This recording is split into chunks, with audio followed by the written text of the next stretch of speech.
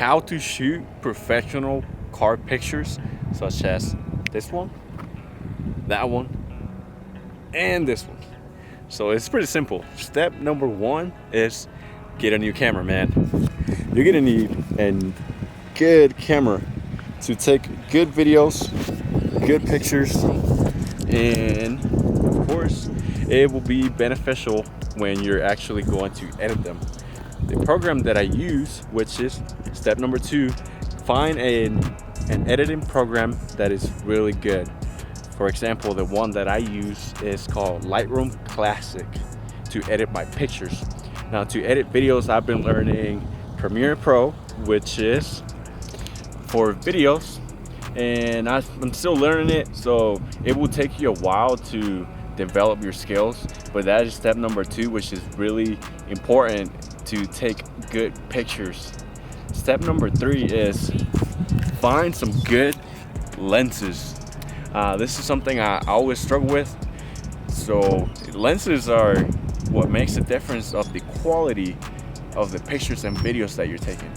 For example, the lens that I use for my pictures is the 50mm, which is at least my personal favorite so far to take good pictures like the ones I showed first, and it just makes everything look so nice.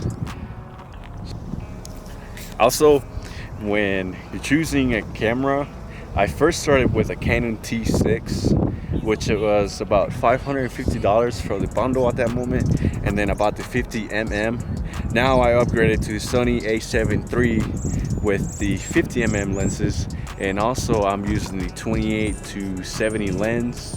Oh, some people are looking at me right now, it's kind of weird.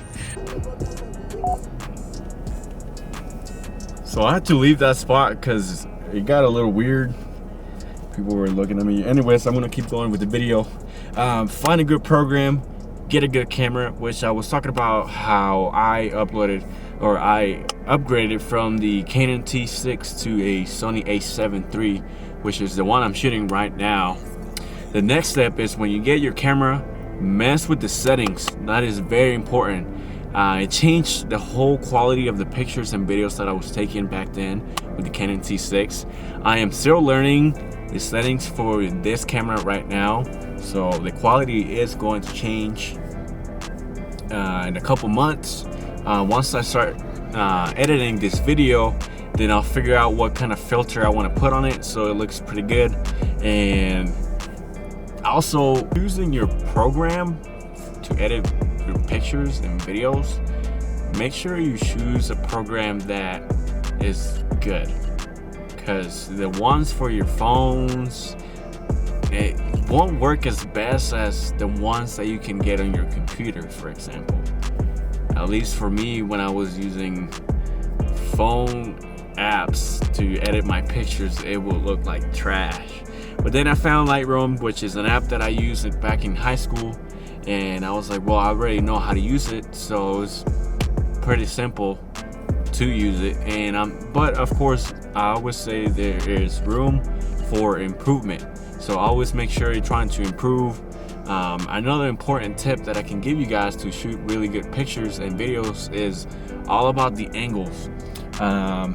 There's certain angles that I have already set up that I do like, which are for me. So you as a photographer or whatever you're doing, then you have to find those angles that you like the best, and that's what's gonna help you out a lot. And after you find your angles, then next few times that you go take pictures or videos, it's gonna be so simple and faster than last time, because you already know where to go. You already know the settings that you're gonna use for your videos and for your pictures, which don't get frustrated when you're not getting the results that you want, because it might take a few months to get used to everything. Like right now, I'm not used to the settings of this camera, so I'm like, well, this is not how I want it to look, but I know I can get there. So don't get frustrated, stay motivated. I think for right now, that's all the tips that I can give you guys how to shoot really good pictures.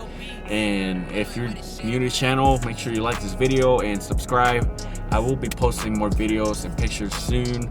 My Instagram for right now is called Kamel17R, and that's pretty much it. So if you like this video, make sure you leave a like and subscribe, and let me know any questions or comments, and see y'all later.